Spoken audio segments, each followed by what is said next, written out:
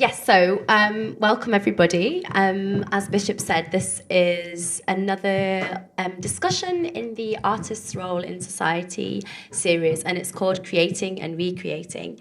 And for this one, I wanted to look at this idea of sort of transcultural or transnational music trends and how we as musicians, performers, DJs, curators, and just people who enjoy arts as well, how we can keep curating with awareness and sensitivity and with integrity, whatever that means, which we can think about. And I know it's a very tricky subject, but want to look at this idea of what cultural appropriation means in this context and how we can actually deal with it and whether it's an impossible position or not. And so I'm really excited to have these panelists with us tonight, and I'm going to introduce them to you now. So here we have Carmel Zoum, and Carmel is based in Berlin, and she's known as a dancehall reggae artist, but her sound lies somewhere between hip-hop, trap, dubstep, drum and bass, and electropop. And her lyrics, which are mainly in French, deal with anti-racism, anti-sexism, and anti-capitalism, and often tell of the debates surrounding discrimination and racism and the plight of migrants who are here and don't have papers, and also those with experiences of displacement, things like that. So really happy to have you. So we can clap. And next we have Hollywood, who's from my neck of the woods in England, so our accents might get a bit funny later. But yeah, so he's from the Midlands in the UK, and which is where he went to a music conservatory. And his music evokes sort of underground UK bass and Jamaican electronic and dance music, and takes inspiration from many things, including Chicago house music, as well as these feisty solo artists like Royce Murphy and Grace Jones. And great, yeah, cool. So you'll be DJing tomorrow, right, as part of the festival. Yeah. Cool. And Carmel played last Friday as part of Reclaim the Beats as well. So we've got all artists who have been involved. Great to have you, Hollywood.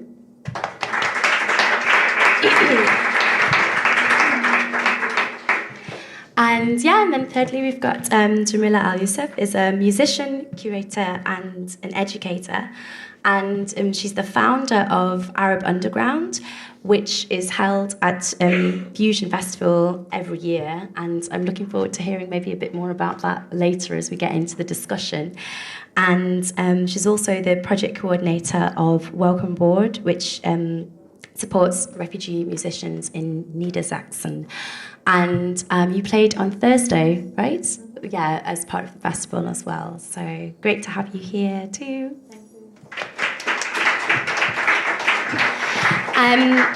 So we had a last-minute change in the panelist lineup. Roxy Moore couldn't make it tonight, so I asked Ray to come and join us. Literally called Ray up and said, "You want to talk about cultural appropriation? Can you put some clothes on and get down to Mehringdamm?" And I really was happy to meet Ray earlier this year as part of the Mint panel discussion that we had, how it's impossible not to be political in art. So I was very happy to have you back again and glad that you could make it. So Ray is a non-binary music producer and musician from China who's recently been based in Paris but is now in Berlin. And Ray blends influences from traditional Chinese music elements and electronic music too.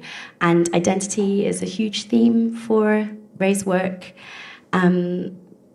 And Ray was selected as one of the 4 winners of the BCR, so the Berlin Community Radio Incubator Program, which was a radio residency. And so I've been enjoying listening to Ray's shows. And there's a future EP coming out on Reveler Records, which of course, produced Reclaim the Beats Festival. So thank you so much for jumping in at the last moment, and thanks again, all of you. So one more little round of applause while I put my book down.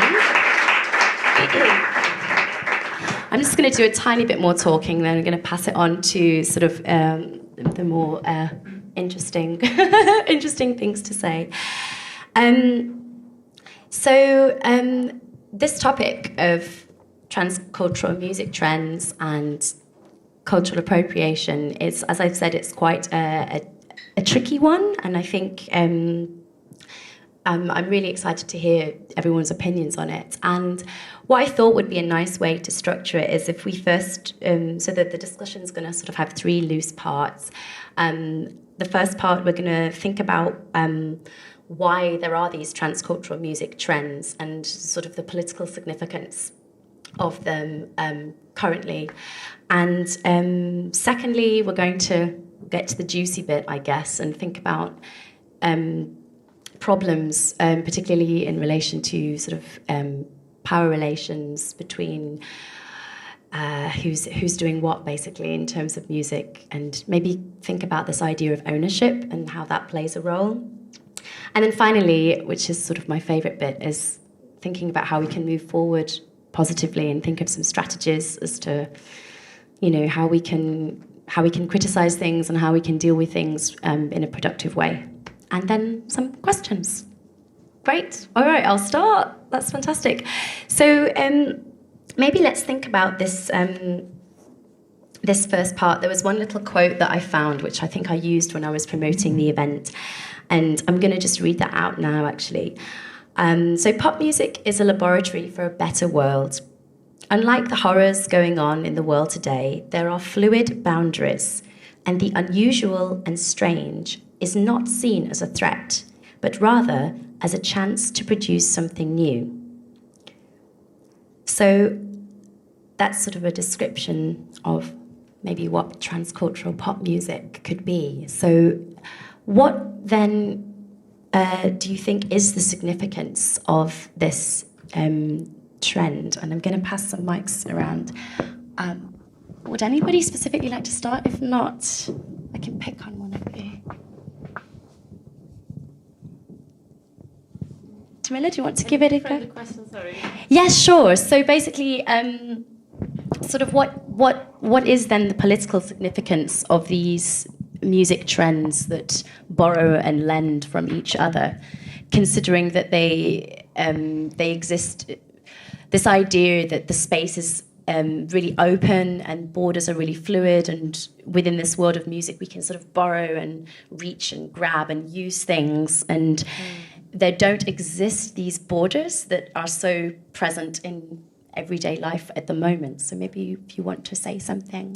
Well, I was more thinking about the idea that it's really important to have these transcultural music approaches in terms of sharing diverse narratives and using arts or music as a means to actually let these narratives coexist and also, like in diasporic terms, live on and not be forgotten. So in a political sense, I think it's really important to not just use music and totally taking it out of context and not even mentioning where it comes from or in which context it was created, and even in contexts of like political resistance movements or so on. So I think it's a very important thing to not forget this and still to use it and put it in new ways, but yeah, make it clear. So if I'm singing Arabic folkloric songs and mix them with funky music or whatever, I would usually tell the stories of where this song came from, you know, and yeah. And can you just, I'm interested in this myself, does that relate in any way to your role as a curator as well in these events that you've organised, or is that more, because you mentioned you as a musician then, how can you relate that at all to the events that you've been organising and doing? Yes, it's really interesting because with the Arab Underground, on the one hand, we want to make perspectives visible from the Middle East and beyond that I think are still lacking in Europe, especially in Germany in the media. Like we always hear about terrorism, Islamophobia, all this stuff, but we don't really know that much about diverse cultural approaches from these regions. So on the one hand, we want to especially invite people people from the Middle East, North Africa, Turkey, Kurdish people, Armenian people, Farsi people, to share with us their arts or their thoughts in talk formats. But on the other hand, we don't want to have this exotism or Orientalism trap, you know. So I think this is the big task, to curate this, but put it in a political context. We always have discussions on social political frames of where these arts happens or is created, and we always also invite other musicians who are not based in these regions to also really have an exchange and think about different stuff, and also especially the similarities, which is one part of transcultural approach, right? To have certain cultural means that happen everywhere, and it's not a national thing. It doesn't have a border, you know. So. Okay, that's great. Ray, you were nodding a little bit. Would you like to say something to that? Yeah, but I think like come to the notions of transnationality, like the transcultural part. It's like I feel like in music, it's kind of like a ideal version of what we are trying to achieve politically. So like all this culture borrowing from each other or like influencing each other. In the end, it's like it should reach like an ideal like point of like the creation, but like as you said, like it's so different than like the daily work that like we are facing all these political issues about like racism or like the power structure. So when artists actually doing the recreation of this kind of stuff, we need to take this into consideration to to not like abuse with the culture that the artists are actually using, and that's what I think. That's good. That's good. Carmel, do you want to say anything about that in terms of the music that you produce yourself? I remember we have had conversations in the past about music that you make and sort of compared to maybe what you're expected to make and things like that, and this idea of throwing your papers away and picking them up. I do generally dancehall music, and for example, people asked me already that you are Congolese, so actually you should not do dancehall, you should do more like Congolese rumba. And why not? But for me, it's reggae music, my school. So, but for me, it is not cultural appropriation. It is not also the responsibility of the artist. For me, it is more also historiographic problem or issue, because it is about who, for example, who writes the review. For example, in reggae music, it is very common that DJ stops their performance, their show, to explain about the music, the song. So, for example, a DJ is playing, and then they say, okay, people, this song is from 70s, it was made by this artist, this music label, and sometimes they say a small story about this songs. So for us in the reggae dancehall music, it's sometimes, I think, difficult to forget about the music history, because it is very important. So that, like the DJs and selectors, they are also like kind of archivists. Yeah. And it's very important. So I think it is important also maybe in techno and electronic music, but maybe because of the message and the text. And I just wanted to say, for me, it is a historiographic problem. And for example, when I read to music newspaper, it is a lot of time about new trends, new artists, your social media feeds every day, new things coming, and sometimes we don't have time really to reflect on that, to learn about the past, the legacy. And I think that's why it is not only an artist issue, but also an audience issue. So for me also, I have no time to reflect on and to learn about all the music I listen to. But it's my point. No, that's good. That kind of links on to the next section a little bit, but maybe before I make that link, Hollywood, did you want to say something before I make the segue? When I first kind of started doing music, and I went to the Broxton College where you're originally from, I remember having a lot of vocal teachers and so on and so forth that used to say to me, "You sound too American. You need to sound more English where you're from, or you need to be more connected." And I always felt like I was being told how to kind of be as a musician, and always people trying to twist and turn me into what they thought I should be, or the way that I look, sort of thing. And sorry, I'm hungover today, so I'm gonna I forgot to say. So for me, it was like it kind of helped me a little bit, because it made me kind of like challenge into different areas and look into different musical areas of different things, and where my family's from, Jamaica, the Caribbean, and so on and so forth. But then they always would be like, tone it down, be more English, be more like this, be more like that. So then it started to make me confused, because I had this one vocal teacher who once said to me, "Yeah, well, you know, the Americans, they went through all this struggle, and you sound like a gospel singer, and maybe you don't understand them so much." And that's when I feel what you're saying is like, it makes me feel guilty that I might be taking the stage from somebody who is American and is a vocalist, and they have the same kind of thing as me in the house music. So I understand what you're saying when you're saying like these boundaries and these different areas, like, am I allowed to touch on them? Do I have to do the Jamaican thing because my grandfather's Jamaican, or can I play about? And I really decided with myself that I thought, maybe I just play about with it all. Just test it all, have a play with it. I mean, I went to a contemporary music university, so we play with Indian music, Turkish music, and various different things.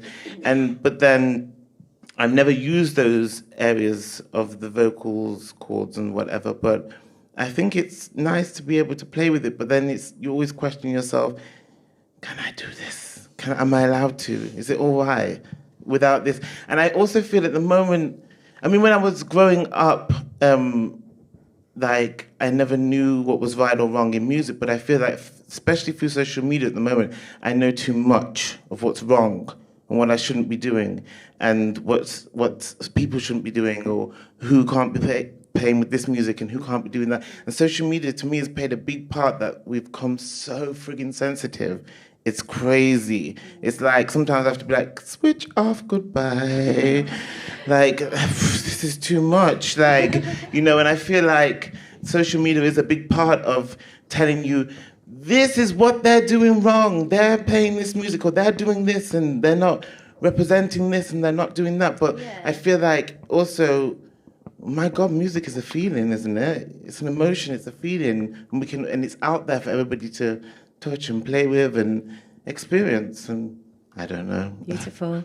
No, you've actually raised a couple of points that I'm hoping we can come back to later on, but just something that, question I will ask now, which, because all of you mentioned it slightly, is something that I've actually thought of myself as well, in this idea of this burden of representation, that, you know, well, exactly that, like you sort of feel forced to represent something that might not be how you want to express yourself musically, or you're read in a certain way, and so you're only taken seriously if you do that kind of thing. And just because a couple of you mentioned something like that, I wondered, because you just talked about, you mentioned, like, you know, why people saying that you should be doing different kinds of music because that's where you're from and things like that. So I wondered what any of your experiences were with that. I'm sure there've been some.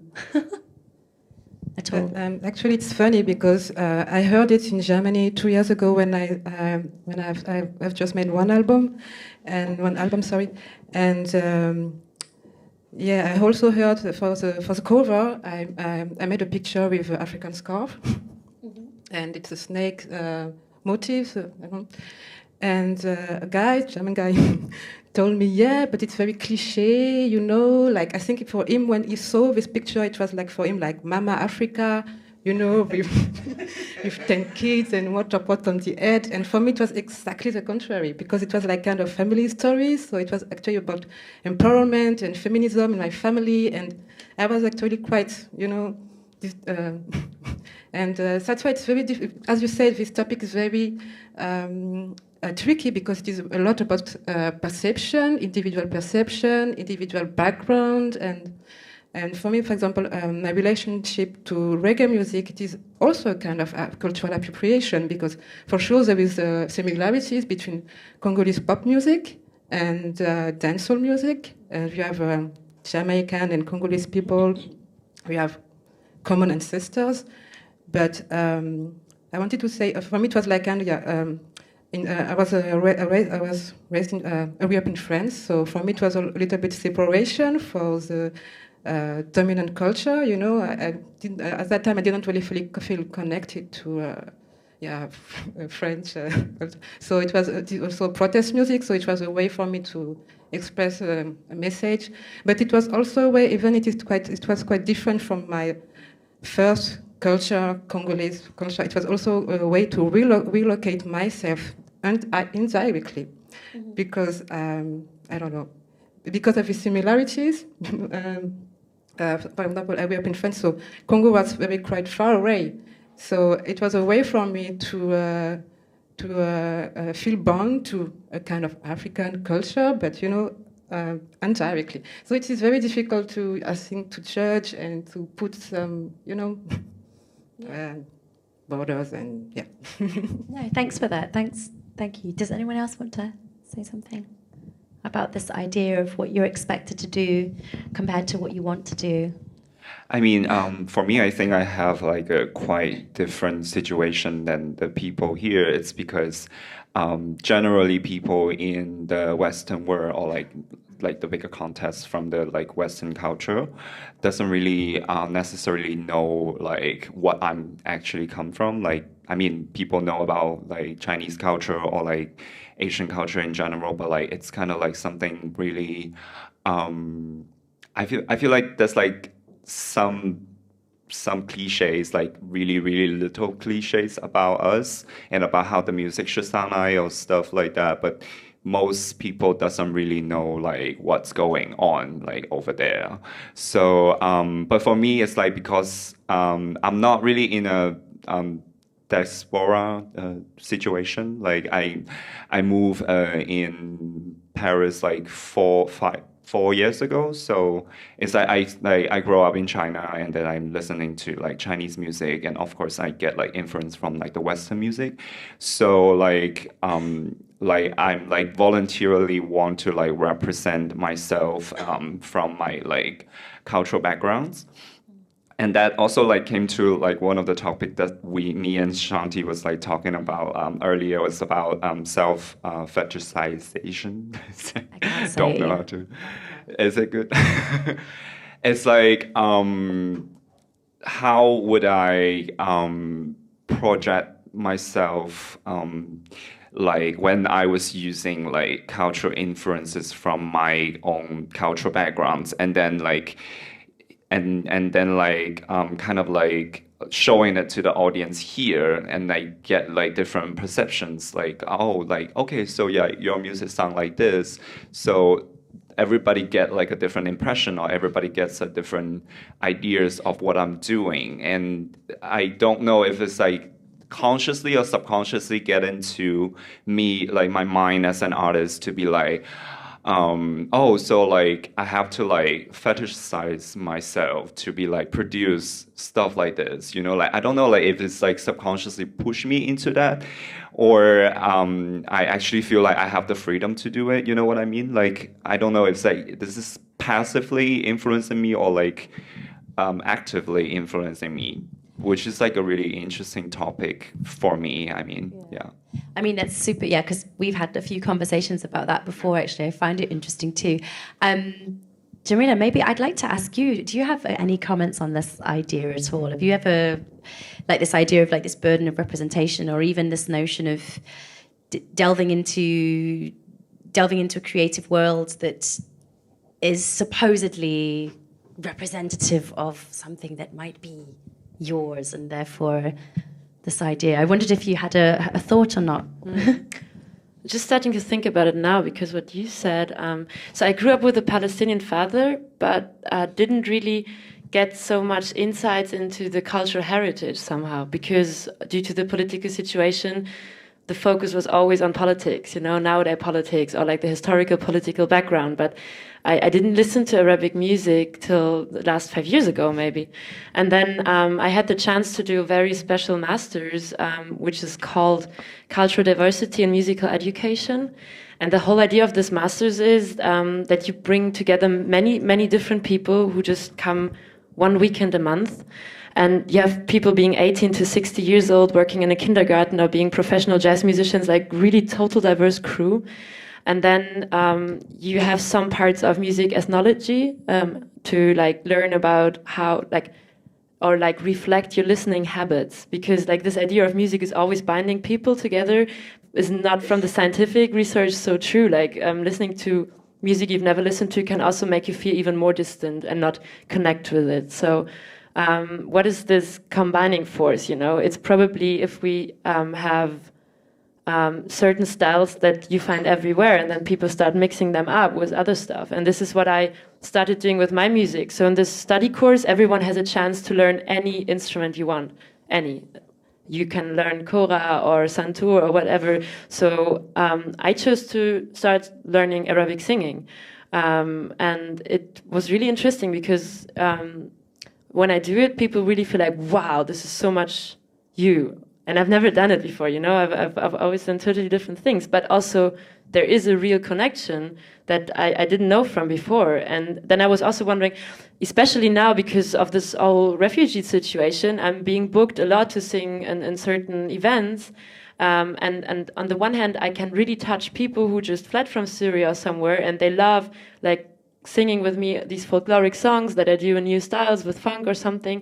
But on the other hand, I'm kind of this cliche, post-migrant, half German, half Palestinian girl representing that. So I think I'm in a similar point, like thinking of, did I choose this or? Yeah. But also I enjoy doing this. I mean, it's not that I'm like, but I love being in this round too. I just said that before we started, because usually I'm always doing. You're always on the creative acting side, and taking a moment to really reflect what I'm actually doing is a really nice opportunity. Yeah, thanks for sharing that just now. I could see when you were nodding your head, I thought she's got Would like to say something? Carmel, yeah? Yeah, about self-fetishization. What do you say that? Self-fetishization. Self-fetishization. For me, it is also about power relationship, because who decide if I do things consciously or not. And for me, you said you have a few maybe short migration background, but my experience, especially in Germany, is that as diaspora people, is that sometimes we have to hide ourselves, we have to shut our mouths. We have to be not visible. We have to please to the majority. So if it is conscious or not, it is just, for me, it is, as I said, a problem of issue of visibility. I don't care if people think I do it consciously or not, if I am, as a black woman, awareness about myself and something. So it is an issue I experience a lot, also during my music short careers, that people come and tell you, if you do that, if I am dressed like, I don't know, like, I don't know, if I hide my cultural, I don't know, features, it will be nice because I will not disturb anybody. If I show them, I will also disturb people. So actually, I really don't care. Yeah. Oh, that's really great. I actually. It's really interesting to listen to those ideas of this notion of representation and identity as opposed to and compared to what we're doing. I want to move on to the second section a little bit, because we've already touched on it a couple of times now, and it's this idea of when it starts to get problematic. We've just been talking about sort of I think Hollywood, you said it, sort of playing around a little bit with different musical identities, if you like. I guess my question is, when does that? I think a lot of us perhaps have ideas. Like, I'm sure the audience has all got experience and knowledge too. Like, when does that become problematic? When does that start to become problematic? I mean, I'm thinking in terms of sort of, you know, power relations, and if somebody's using something compared to if someone else is using it. So, what are the problems? It's all right. I'll do that. I'll say it again. So we've been talking a lot about sort of playing with different musical identities. When could that be problematic? I guess is the question. Well, I always think it can be problematic when it's a religious thing as well. If it's part of a religion, it can maybe offend some people, and so I think you've also, I think, do it and be free with it. But I think to do your research is important as well of what you're touching down on. I remember a friend of mine, I can't remember where she went to a country and she sang a song, but she learned it and she was English and she said everything wrong and they were really offended by her not saying, and it was like a kind of religious and like folk song, and they were really offended and she got booed off the stage. So I think you got to do your research and really like pay homage to it, but and have respect for it, but just like be careful of what you're playing with, I guess, you know. At this point, I'd like to share a little anecdote, if it's okay, and it's one of the reasons why I became very interested in this topic.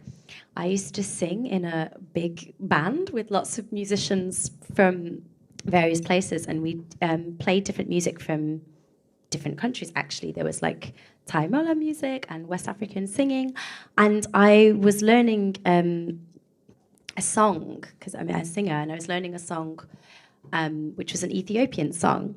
And I asked some people in the community that I know, like, hey, can anyone help me like transcribe it so that I can get the words right? I'd really want to be able to sing this properly. And this one woman wrote to me and said, hey, but do you know this is a wedding song? Do you know this is a song you're supposed to sing at a wedding? And I was like, yeah, like my bandmate mentioned that to me. I wasn't sure. And then the next email I got was, so you're marrying an Ethiopian? I was like, no, I just want to sing the song. And then, like, she didn't respond. So, and it kind of really, it's moments like that where I really kind of woke up to it and just be like, hang on a minute. Maybe it's not always okay, which is, wanted to just share that. So maybe I could have been that friend. She was super upset about it. She was like, they were booing her off, and she said it was the most, she had to stop like doing shows for a little bit because she was so like, oh, I think I'm just gonna sing in English from now on. That's it, kind of thing. And I think you really have got to do your research. But I mean, it's great to experiment with music, but again, just do your research with what you're playing with. Maybe in a second we can come back to how we can actually do that, how we can actually find these strategies. But maybe we can think if there are other problems that might come across. I mean, the one I'm thinking of is just notions of power relations and who's taking music from whom, I guess. I would like to talk about that. Please do. I don't know who in the crowd knows Acid Arab. Yeah. So it's a really nice group from France. They sample Arabic music and use rhythms, build up new electronic music. They're really successful with it. But I personally see an issue and that they're not giving any credits to the music they take from. And then there was a big issue for the Palestinian diasporic community because they were asked to play in Tel Aviv, Israel. And this club was well known for not being really political or not really aware of the occupation and stuff going on. So there was a Palestinian electronic collective from Haifa telling them, look, this club is really not cool. There's many soldiers going there who don't care about the occupation and stuff. We ask you, please play somewhere else. There's more lefty or like more political aware places. And they were just like, we don't care. So they went to Israel to play this Arabic sampled music without any credits to the people and just didn't care. And that was, for example, for us a question because we thought of inviting them for our Arab Underground at Fusion. And we talked to the people being the head organizers of Fusion who anyway invited them. But we said we really don't want to be connected to that because we feel that's not cool.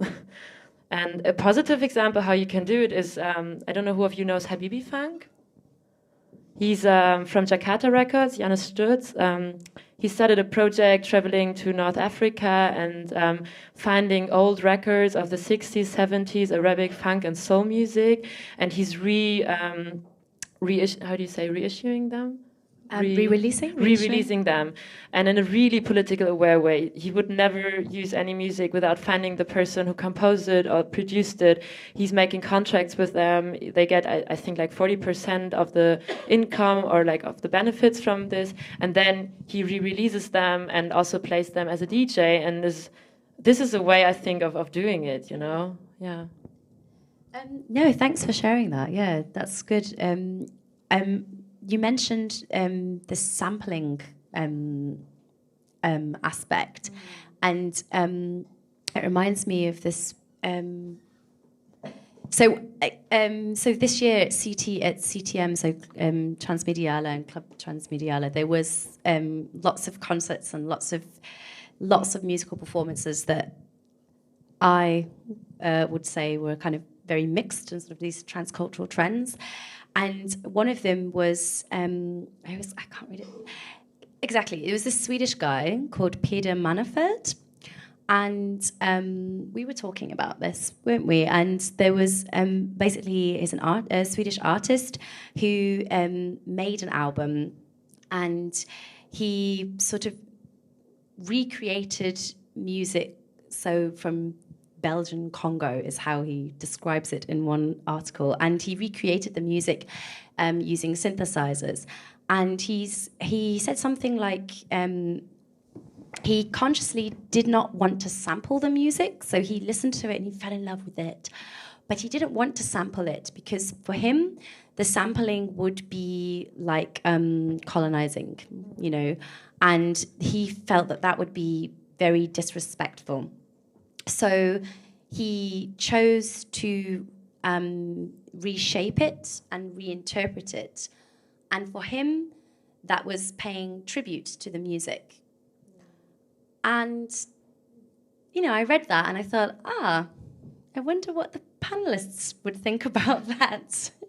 So this idea of sampling being disrespectful, but reshaping and reinterpreting being like paying tribute and showing appreciation. Does anybody have an idea about sampling? Maybe people who, if you use samples yourself, then that would be a good thing. Yeah, I use. Yeah, okay, that's why I do. Well, the thing is, like, I didn't really see his performance or I listened to any of his music. But the way that he's saying this for me is like, I think what he did isn't really different than actually sampling the music and then recreate it with, like, I mean, everybody have the freedom to like do whatever they want with the music and, you know, but like, I'm not sure like what he actually did after he did the album or like he actually get invited to like CTM festival. That's what I'm talking about. The power, like the power structure is like, what do you actually offering when you are in a higher position in the power structure? Like when you have more opportunity or when you have more power to access to like money or like opportunity to play or to present your work, and in terms of that, how are you going to what are you actually doing to the original culture that you're actually getting it from? So I think like the technical point of it, like he said, like sampling is colonizing it and then reshape it in synthesizer, like recreating the music is like paying tribute. For me, it's a bit like, I don't know, like, does that even make sense? I mean, like, I mean, I have to listen to the album or like really compare it to the original culture, you know what I mean? Like, because I don't want to be like, haven't really like see what that is, and then to be like, oh no, like he's just doing the same thing, you know what I mean? And I don't know what he actually did with the original culture. Like, did he actually give credits to like everything that he got inspiration from, or he actually helped those people to get like a booking or like to release their music, you know what I mean? Yeah, so I think that's like a very important part of it. That's like when you go out of the creation part of the music, and then you go into how you contribute to the political side of this story, you know what I mean? So yeah, that's what I think. Cool. You saw the concert, didn't you, of him performing? Do you want to say something about that? Sorry, but I liked it. You liked it? No, don't say sorry. Just what did you think? I was a little bit disturbed about the Swedish Congo because it reminded me like Belgian Congo from the other Congo, but for me, it's just the title was for me like kind of disturbing because it was like reminding the colonial story. But on the other hand, I don't know. As you said, if I want to judge a person about if this person is singing in a colonial way or not, I have to know this person very actually personally. Because, for example, I know a lot of people who speak or dress like kind of very political way, and if you so as not to offend anybody, but if you don't know them on the daily basis, you see yes, they have a lot of prejudice and so on. So But it depends. It depends what you said. Maybe on the other hand, I was disturbed about this Swedish Congo, but maybe it was also for him, I don't know, a way to remind people about the story of Congo, a country with war and a lot of suffering there, and concerning the sampling, I don't know. I think if the guy made the effort, you know, not just to steal sampling, because most of the Congolese electronic music with Congolese elements I know, it is like copyright-free ethnographic music, you know, so stuff from 40 years, you know, so, and it is songs which were recorded, during like colonial expansion. So as you said, he makes some research, he makes some efforts, and he was thinking about that before. So, but I have to know him personally to make a real judgment. Yeah. I think that's a really interesting comment. This idea of just going to summarize it slightly, of knowing whether it's good or bad. First, we have to know what the person's intentions were, and we have to know how much they thought about it, or how much they helped certain people. And I think I'm just wondering if that's always possible to really find that out.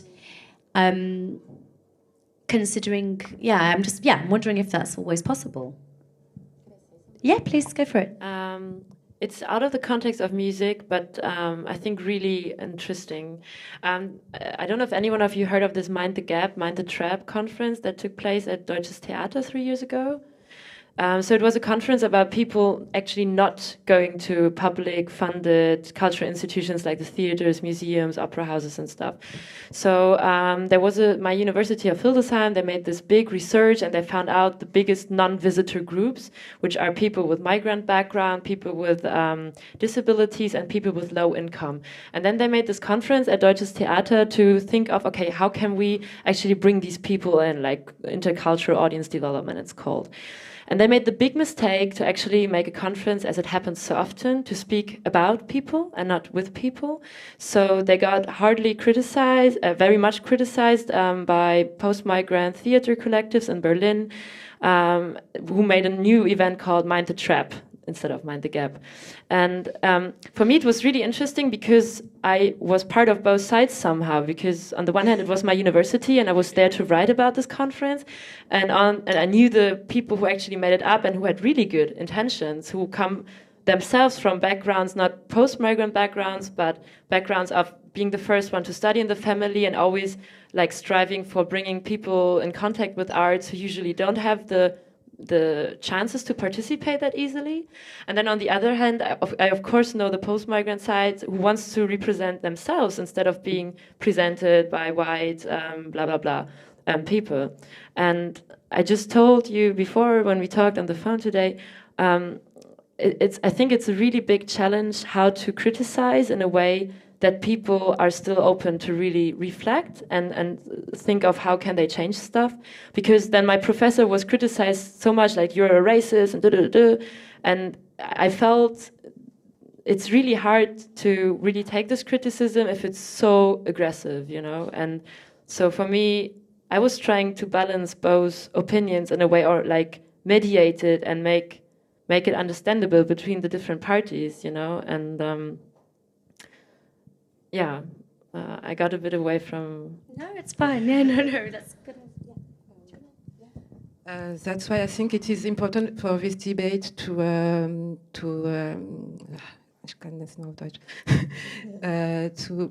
think about the historiographic, about the time you speak about. So it is also about the geography. So, for example, you started the festival with a documentary about Rosetta Harper and how Elvis Presley and the rock music industry stole her music. But it's another time and another, you know. So I don't say that it's not the same today, but the German context and our generation is also different. So, yeah, it is to say that, yeah. So, and in this case, and also for Ilbeid, I don't know his name, the name of the house musician, the house DJ.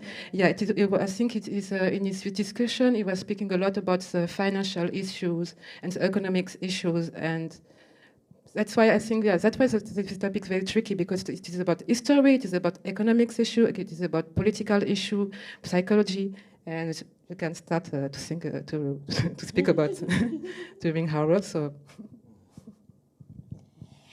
Yeah, I mean, that was exactly. I mean, that was sort of the idea with the sort of the initial part of it, like what, you know, the political significance of these music trends now, you know, in relation to sort of what's happening now. So, trying to sort of think about that a little bit. So, did you want to say something else?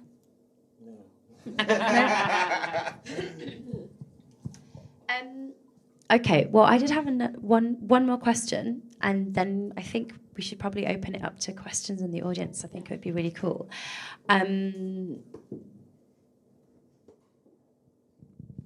Go on, I'll ask it. So this idea of... I'm actually really enjoying the discussion, actually. We've been talking about it without constantly...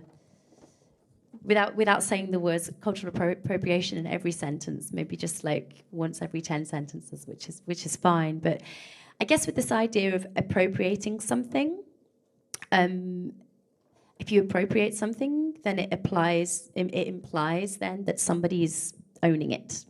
And I found that aspect quite interesting, like this idea of ownership. And I think we've touched on that a little bit, but maybe if somebody wants to give that a go head on. You know, it's good. I mean, it's tricky one. I think it's tricky if you use this ownership for national propaganda, but also it's really important to allow this ownership for political resistance movements of people being oppressed, being in the minority, of economical or political hierarchies. So I think this is what makes it tricky, if I get it right. Yeah. I think it has already been said in this round that it's really important to do research on what you use or what you discover. And I think it would be really weird to just use things without having any background knowledge about it. And this might hurt people or make people feel bad about it, you know. But on the other hand, it's really bad to say, okay, the Arab music only belongs to Arab people and no one else should use it. And actually, I made really positive experiences also with friends learning Arabic songs or something, and people were so happy and joyful of seeing other people learning their songs, you know, and like sharing it together. So it's about awareness and being sensitive and doing research and also giving the unheard a voice, I think. Okay. All right, at this point, I think let's have some input from the audience would be quite nice. If anybody has any questions or comments that we could further discuss. I just had a short question connected to that about this idea of doing research. I'm enjoying the conversation. And I was just thinking, how do you do your research if you're not a privileged person? Because I'm like financially privileged and privileged in education and all these other things. So maybe we could think about that, or that's just an idea to throw in there if anyone has a response. So like I could afford to go to Africa and research a song, but maybe not everyone can that likes that music that hears on the internet. So where does like positions of privilege intersect with the internet and the digital age? Big question, but yeah. What we can maybe do is collect a couple of questions and then come back. But yeah, thanks. That is a good one. So that's question number one. And the person behind? Yeah, regarding cultural appropriation, sometimes I find it interesting when there are moments where like there are hybrid or like people who have different backgrounds than like, oh, you are appropriating or you are claiming this, but sometimes you don't know the context. For example, I've been growing up with hip hop since I'm like 5 as like in a German post-migrant background, so I would consider that hip hop was part of my education all the way long, like part of my culture because I was part of this community.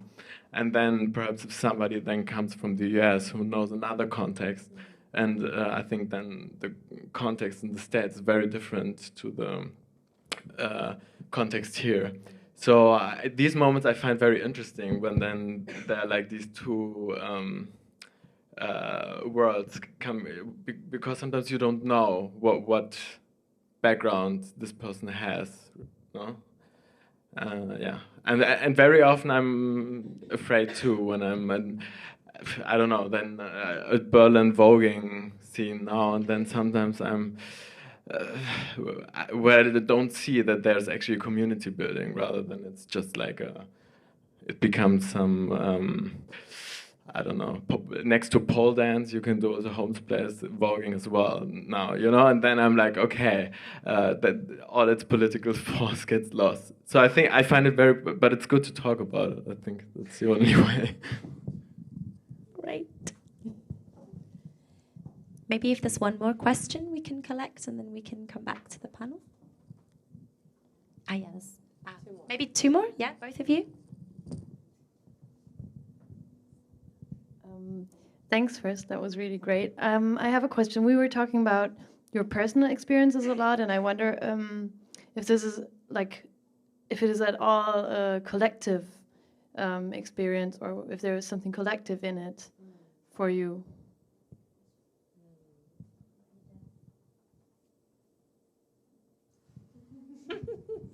Okay, thanks.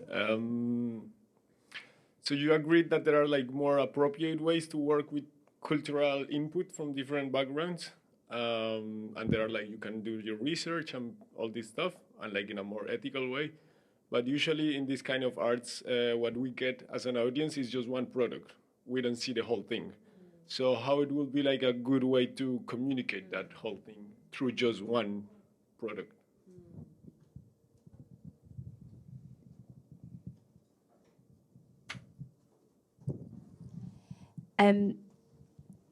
They were really good questions. Actually, I wanted to say something before the question round, and I completely forgot. But it was fine anyway. What I wanted to say is that that we're all very aware and sensitive of everyone's different knowledges and experiences. But that seems to already have happened anyway. So, anyway, great questions. That's awesome. Maybe we could start with.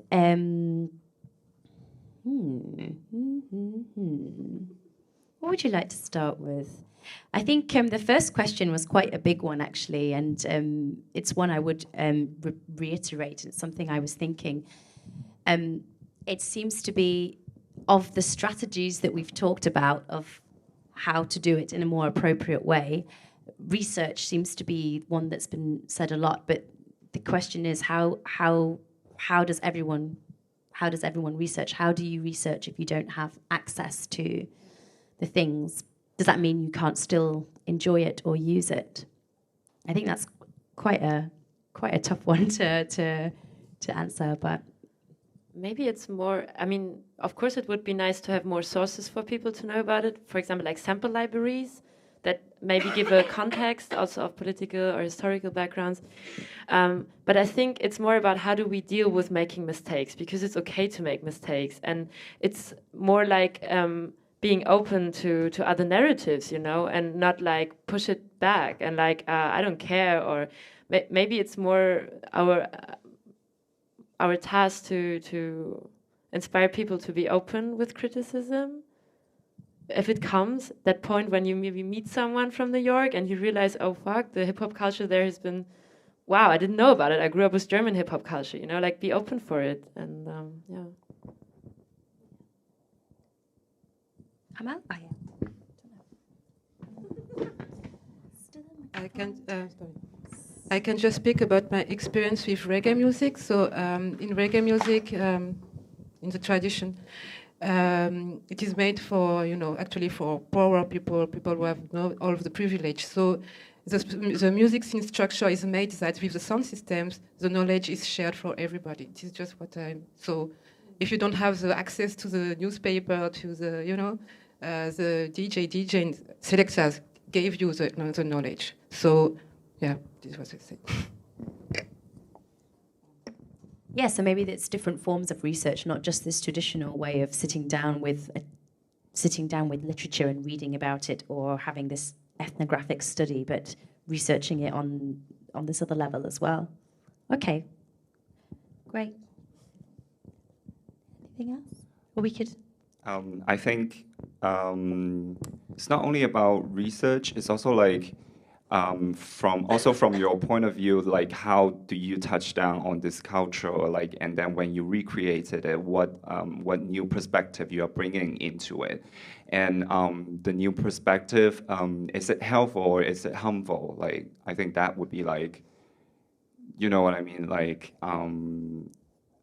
so like if you are, I mean, like a very bad example is like maybe if you're white and then you're like trying to produce like reproduce like 100% of like some black music, like music genres, like in general, and you don't like have any like point of view like from yourself, you know, like when you say that yourself, you are like unprivileged, that you don't have a lot of resources, and how do you actually incorporate that identity? Like that's like a classist problem, like a class problem.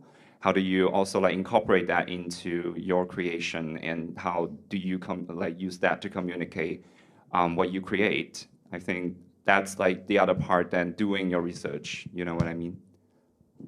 Yeah. Great answer. I would just like to add something. I think it's also a question of public educational, how do you say, programs, you know? I mean, I don't know to which schools you went, but like I went to a common German school, and our whole music lessons were consisting of classical music, and it ends at Adorno, you know, and no one talks about, yeah, even if it comes to new music, but no one really like, there were no good programs of teaching people about different musical backgrounds and different historical, political contexts.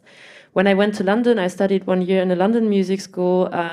We learned a lot, like funk and R&B and soul music, and there were many non-colored people there. But it was phrased in a very well way, like it was done very well. We learned all the history, and like we learned playing this music, but also where it comes from and which struggle was behind it, and which still there is, maybe, you know. So it's also about musical education and how to change that also in the public funding areas. That will be the next topic of discussion, is how it maps onto music education. Yeah, sure. Sure, yeah, we would. I was just gonna, then I can move on to answer.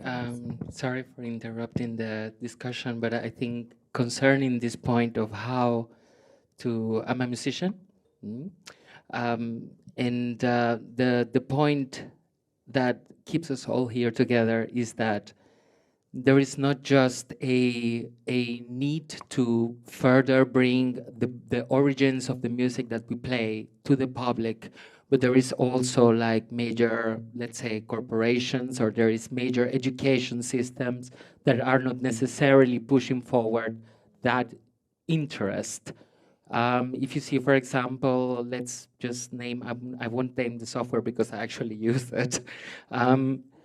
It's a software that just basically recently created a possibility, a network possibility for people to communicate from computer to computer and create simultaneously music. And the image that they portray is just like a very specific, very young, 18-year-old, white, to say, Caucasian. And there were like 3 or 4 of them just like playing with their computers and their laptops, and they're all simultaneously like having fun. And the image is like, oh, so where am I? You know, like, where is the women? Where are all the grown-ups? You know, black, white, Chinese, funky. In a way, the image that is being portrayed also of the musicians is not necessarily what the truth is. So it is also our duty as musicians and as artists also demand that by showing those faces. So thank you. You're welcome. Thank you very much. What's the software? You don't want to share?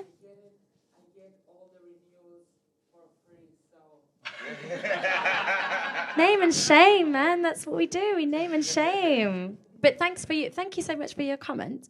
I was going to link it to one of the questions there, and then I got sidetracked.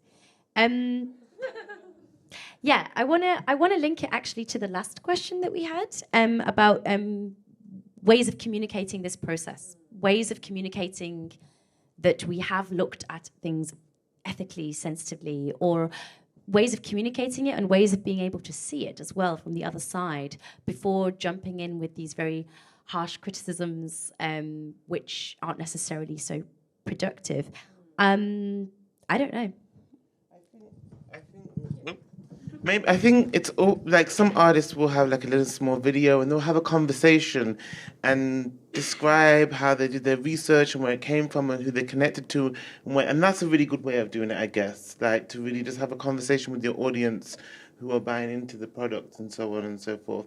And then if you what you want out of it and so on, I think that's a really good way to maybe for the artist to show that they've kind of researched something. Sorry. No. I'm talking about the same thing, sorry. No, you are. No, you totally are. No, I guess I'm thinking when you say things like that, I always think about when I watch, I'm going to mention it. It might turn into something big. When I watch the little, the YouTube videos of MIA when she's talking about what she's been doing, and so I guess that'd be where that's accessible. Yeah. Stuff like that. So that's one version. MIA, for example, she did that really powerful last video, didn't she, with the refugees?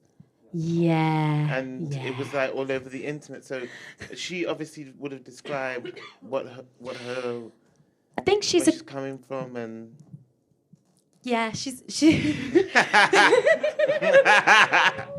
I think MIA is a good example of somebody who does make an effort to explain things, or at least used to, very well. And there's lots of little clips of that you can find on the internet where she does talk about stories behind what she's doing. What I think is interesting, though, back to the question is, when you just hear the song, though, or if you just see the concert, you don't necessarily get a chance to have this conversation or something. So that is like one. Then that's up to the person you can't sit there and judge somebody for it unless you do your research again, like that word. If you don't do your research, if you're going to sit there and say, that's bad, this shouldn't be happening, and then you don't go deeper into looking into things and find out information about it, you're you're just judging a situation, I think, as well. Do you know what I mean? Yes. So the person sort of... You're just sitting there, you're judging it by the fact that the music has been taken from somewhere, but you don't research anything about the artist yourself. So it's not even just the artist that needs to research, it's also the people that are sitting there judging. They need to do a little bit of research as well to find out maybe what that artist did. He probably gave a couple of million to help build houses or something. You don't know. We don't know anything unless that the other people do their research as well, I think. Yeah, no, I just think that's really interesting. So this idea then of how do we communicate the process? I guess through having a bit of faith, I guess, when we're watching something or when we're producing something, just having faith that they actually that somebody kind of is not faith in the sense like religious way, but just like trusting that there is thought behind it a little bit. Is that what you mean? No, I would say more like you see something and then maybe it's a new artist and they use something and you're saying it's cultural appropriation and so on and so forth, but you know nothing of the artist, but you're throwing this word out there, but it'd be good for you to also look into that artist and find out where are they coming from and why they did what they did. I think it's also not so difficult to have a website or whatever and make a little artist statement. I mean, right? If I find an artist like weird or wondering, okay, how reflective is that? I search this artist online and then I'm expecting to find something like on this thing. And if there's no comment, I keep on finding it weird and try to go deeper and look at other pages, or I don't know, or best case you see a show and you can ask the person or the manager or whatever. But like I think it's our duty as artists also to reflect that and have artist biographies or whatever that tell something about it. I like watching those things. I find it interesting to find out the research and where they came from. I like it, just to hear someone talk about their work. Like this? I agree. I think like, because sometimes before you jump into judgment, like, I mean, come back to maybe the judgment that I made about the CTM musician. I was just like mildly touching on the way that he described, like he like not using sampling but using the other way to like recreate the music. But I'm very intrigued. I really want to know what he's doing and then like really get to know the backstory and what he actually do. And that's also like what I said about like when you're doing a creation of your music, can you actually bring like a point of view from your own background? Like how do you incorporate that into the creation? And if it's something new and like helpful, and it might be something very interesting and inspiring for other people as well. Yeah. I think if you have the privilege to have, for example, a music label, I think for me it is more the work of the music label when they release the stuff. Because for me, for example, as I told you, when people come to me and tell me, yeah, you put the African scarf, it's like cliche and fetish and blah blah.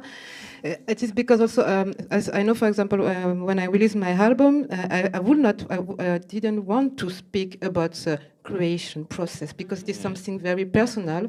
I didn't want really to speak about my family story. It is the first time I linked, here that I speak that there is a link to my family story.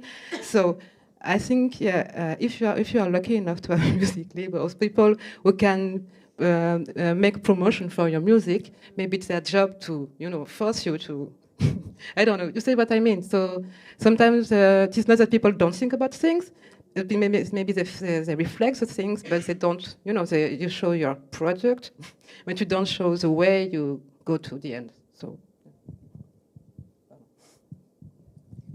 Okay, great.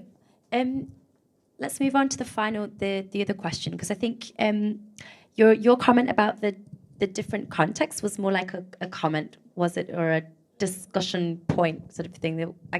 Or was there a specific question with that, or if it's okay if not? Because if not, okay. No, but it's because we were also trying to answer that ourselves a little bit, like what is the context here, which is obviously different to went to elsewhere. Eating. But then just to go to this other question of whether there is anything like a collective experience that that can be spoken of at all. I think it's kind of like every artist is like they're doing their own thing. They have their own creating process. But I think the collective aspect of it, it's very powerful as especially for like underprivileged artists from like underprivileged community. It would be like a very good representation in a political context to also like shift the power structure a bit. So for me, it's like I'm desperately trying to find out people who are actually doing the same thing as I am, or I think that he's doing the same thing as I am, and I can like really like communicate with them and also like bring their music here, and also like like when I DJ, I also like put stuff like that into my DJ sets, stuff like that, and I think that's like very empowering for me, and also empowering for them to be like, to have a bigger platform, or like getting more exposure or getting more resources from this point of view, like, and then but I think like everyone might do it differently. Some artists might be like, I don't actually want to get into that, but I mean, I can only speak for myself, and I find it very empowering for me. Yeah. I did get the question more in terms of us on the stage, or in general?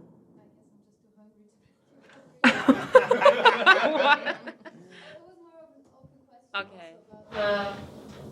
Like crossing the borders in a more general or maybe philosophical question, because I guess it could be something else for everyone, like a practical thing of collaboration, or a shared experience that you have also right now, talking about that there's something collective in it. I think it always goes back to the question of identity, and I think creating music is always a need for trying to find out who am I, where do I come from, where do I want to go, and like this is what I always feel meeting musicians, and even finding out we're still both thinking, is this a cliche that we're like using, this Arab, Chinese, whatever stereotype. So yeah, I think identity seeking and getting inspired from other people doing the same is maybe something binding wherever you go in the world. Do you want to say something about that, Hollywood? I don't look confused. It's all right. Are you hungry too? Everyone's hungry. Okay. Well, maybe if there are no other questions, did you want to have a follow-up?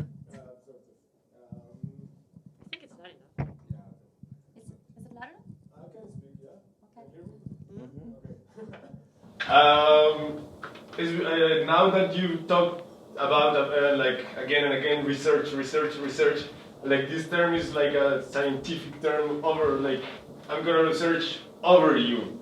Like I'm not gonna work with you, but I'm gonna find out like in a position of power, sort of like over your music or whatever. And also like relating to this collective thing, like how it could be like the same process of creation together instead of being like over this kind of music. Is more like, is there like a place where you can create music together with the people that you're inspiring from, or do you look for surfaces to create that? It depends on how popular people are, right? I mean, some people you couldn't actually reach out, I think. And I mean, this is maybe the figures we see in media or we like really think about, because they're really visible in public terms or in media terms. But bringing it to a practical level, for this welcome board I'm working on with refugee musicians, we really work on having a monthly open stage where many, many different people can come and play together, and it's kind of moderated. It's not just, everyone does what he or she wants, but really like creating a space for yeah, making music together wherever it comes from, and finding ways of, some people can read notes, others read chords, others just play by hearing, and finding a way of mediating this. So I think, yeah, there is ways of doing this. I have also, I think, a good example. One of my favorite DJs lives in Berlin. His name is DJ Zhao, and he's from Beijing and Los Angeles, and he's a very crazy specialist for African music. And we have some gift together. He has a kind of project called Ngoma Sound System. So he's playing like his DJ, and then the drums. So last time it was with a German drummer. I was doing my dancehall stuff on that, and there is also a French saxophonist, and he's also doing a lot of research. He's a musicologist, and he's not just doing African music, but from all over the world. And as you said, it's, I think, and as she said also, it is actually maybe a way to go beyond this debate, to working together. Because when we are together, we don't think about, you're from there, you're from there, you're from there. We just enjoy this music and. Yeah.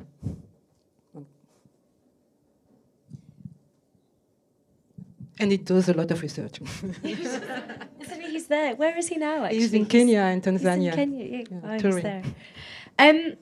Yeah. No. Did that answer the question? We still keep coming back to this word research, right? Yeah. I'm sorry, it's true. Yeah, this might be a really nice point to conclude, actually. I mean, I could do it, or if everybody wants to say just like 2 words or something. I saw it recently in a panel. I wanted to try it out. Is it going to work, or should I just? I mean, for example, what seems to have come out of the discussion for me is this, for want of a better word, research that's important. We could also call it awareness. Maybe when working with musics or artists, trying to have an exchange, like trying to have something that is more collaborative. And I guess we're responsible for finding ways to do that. So just last go thing. for it. Yes. I don't want to say that research is so important, because actually it's about music and art and sensitivity and inspiration. Maybe sorry, I'm a little bit esoteric, but maybe it's coming from upstairs. You don't know, but it is actually it's just to say that. For him, for example, if he did not do his research, maybe people didn't take him seriously. So will not take him seriously. So maybe I don't know how he reflect that, but. Yeah. It is maybe sometimes not doing research for yourself, but because people expect it from yourself. If you borrow the music, sorry. No, that's great. That's great.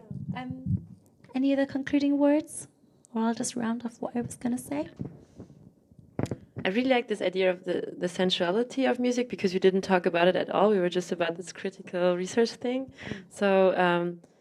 But I would conclude for myself, it's about still being open, feel the music and do it. And if someone has any criticism or any problems with it, be open to it, and not just I don't care, I just do music, it's just art. So but also the way of how to criticize should be not totally aggressive, but really trying to really talk and not just Yeah, I think that's really important. Otherwise, we can't really move forward. All right, Hollywood, say a couple of concluding words. I agree with what you said. I think that it's about when somebody you feel that they're appropriating something, just tell them softly, have a conversation with them. It's something I'm going off the road, but I watched something that Snoop Doggy Dogg was saying, and he said that not enough people have a conversation with each other. And I think that once you start a conversation, it can help people to understand more about things and so on and so forth. So I think it's good to talk. Can I just, maybe instead of saying a statement, you can ask a question. Who, me? Germany, okay.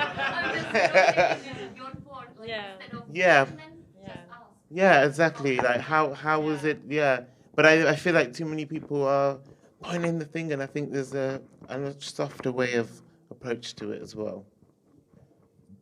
Okay, yeah, asking before accusing as well. I think that's what you meant. Yeah, I don't actually think I have anything to add because I think it's pretty much been said. Like, have a conversation, and also as an audience or as someone who get like the product, do more research about this artist before you actually jump into conclusion like, oh, this is not good, and then yeah, and I think. And let's have more forums like this. Yes. I think this helps. I think it helps too. This is a pretty big conversation, isn't it? It's good. All right. Okay. Thank you very much, audience, for being here and for your great questions as well. It's really good to have questions that no one can answer, because it means that we've got a lot more work to do, I think. And thanks so much to the guests. So thanks, Ray, so much for jumping in and for being here. And Jamila and Hollywood and Carmel. And to Reclaim the Beats and to everyone here tonight. This was really great. Thank you. Yeah, you're welcome. Yeah, thank you so much.